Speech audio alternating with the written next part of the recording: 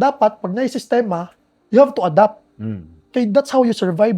Ito Maki, after CIT, first stint nimo sa Manila was Ateneo, di ba?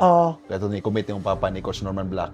Ano, utana ko ni Shane, ani mo sa akong pangutana ni Mac, what is the, unsa may murag kalayan sa Cebu Manila basketball? Imong adjustment pagtungtong ni mo Ateneo? System. So, okay. System ang number one kay sa Cebu manggod kitay bida.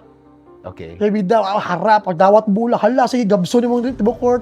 Sa Manila sistemado. Pwede nimo gabso ng tibok court pero naay sistema na within the system gihapon na.